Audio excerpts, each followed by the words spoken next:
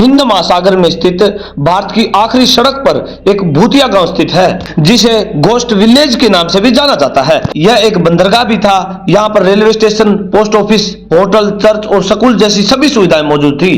परंतु साल 1964 में ऐसा क्या हुआ जो कि 1800 से अधिक लोग यहाँ पर मारे गए। ये पूरा गांव खाली होने के बाद खंडर में तब्दील हो गया है। भारत में आपको कई ऐसी जगह दिख जाएंगी जिसके पीछे की कहानी बेहद ही रहस्यमयी होगी या फिर इतनी दिलचस्प होगी कि एक बार वहां जाने का आपका मन जरूर करेगा।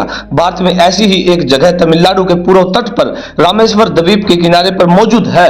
आपको बता दें कि इस जगह को भारत का अंतिम छोर भी कहा जाता है और यहीं इसी स्थान पर एक ऐसी सड़क मौजूद है जिसे भारत की आखिरी सड़क कहा जाता है और यहीं से आप श्रीलंका को बिल्कुल साफ साफ देख सकते हैं। ऑफ बीट डेस्टिनेशन के रूप में ये जगह लोगों को काफी बेहद ही ज्यादा पसंद आई है। दरअसल धनुषकोडी तमिलनाडु के पंबन द्वीप के दक्षिण पूर्व छोर पर स्थित है। धनुषकोडी रहस्य से डूबी एक जगह है और यह एक ऐसी जगह है जहां पहुंचना लोगों के लिए सबसे ज्यादा मुश्किल होता है। इस शहर तक पहुंचने के लिए मुख्य भूमि से पंबन द्वीप को पार करना पड़ता है। धनुषकोडी की यात्रा कई मछली पकड़ने वाले गांवों से शुरू होती है। धनुषकोडी भारत और श्रीलंका के बीच एकमात्र ऐसी सीमा है जो कि पाक जल संधि में बालू के टीले पर मौजूद है। परंतु दिसंबर 1964 में यहाँ एक बड़े पैमाने पर चक्रवात आया था, जिसकी वजह से शहर तहस नहस हो गया था और इस भयंकर चक्रवात में 1800 लोगों की जान ले ली थी और 100 यात्रियों वाली एक ट्रेन पूरी की पूरी यही समुद्र में समा गई थी। इसके बाद से सरकार ने शहर को मानव आवास के लिए अनुपयुक्त करार दे दिया। धनुषकोडी के दुखद इतिहास की वजह से इसे भूतिया शहर भी कहा जाता है, लेकिन यहाँ पर लोगों को सिर्फ दिन में आने की अनुमति है और रात होने से पहले ही इस सन्नाटे के साथ यहाँ से उनको लौटा दिया जाता है। आपको बता दें कि यहाँ से रामेश्वर की दूरी 15 किलोमीटर है। धनुषकोडी कभी एक स्वतंत्र और जीवित और खूबसूरत शहर हुआ करता था। यहाँ पर railway station, post office, hotel, church, school और एक व्यस्त बंदरगाह भी हुआ करता था जो भारत और श्रीलंका के बीच फेरी सेवाओं से जुड़ा हुआ था।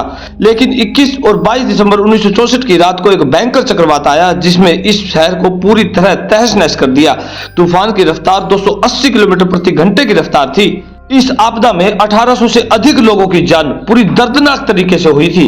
जब वो तूफान आया तो पंबन और धनुषकोडी पैसेंजर ट्रेन भी वहां पर मौजूद थी जिसमें 115 यात्री सवार थे और वह समुद्र में पूरी की पूरी डूब गई और सभी यात्रियों की मौत उसी वक्त हो गई। पूरा शहर समुद्र में समा गया और सिर्फ खंडर ही बचे हैं। अब वहां पे सिर्फ दिन के समय ही पर्यटन आते हैं, लेकिन शाम होते ही यह जगह डरावनी हो जाती है। रात में यहाँ किसी को भी रुकने की अनुमति नहीं है और वहां पर स्थित पुलिस वाले शाम होने से पहले सभी पर्यटकों को सूचित कर देते हैं कि शाम होने से पहले यहाँ से लौट जाएं।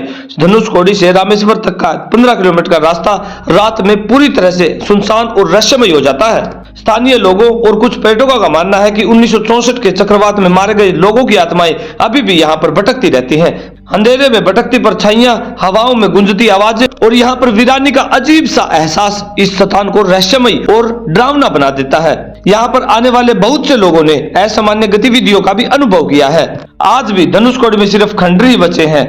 टूटी हुई इमारतें, गिरी हुई दीवारें और हर तरफ फैला मलबा उस भीषण त्रासदी की याद दिलाता है। यह मंजर ही अपने आप में काफी भयानक है क्योंकि यह दिखाता है कि कैसे प्रकृति ने एक पूरे शहर को एक झटके में मिटा दिया।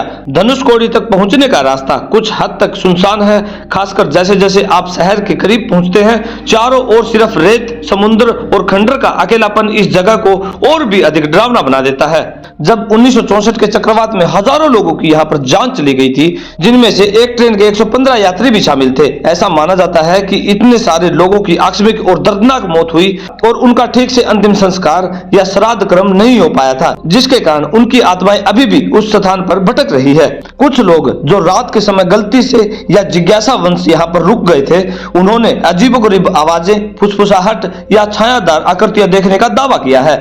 यह भी कहा जाता है कि रात में यहाँ का माहौल इतना शांत और डरावना हो जाता है कि कोई भी असामान्य दृश्य या ध्वनि और भी अधिक डरावना बना देता है।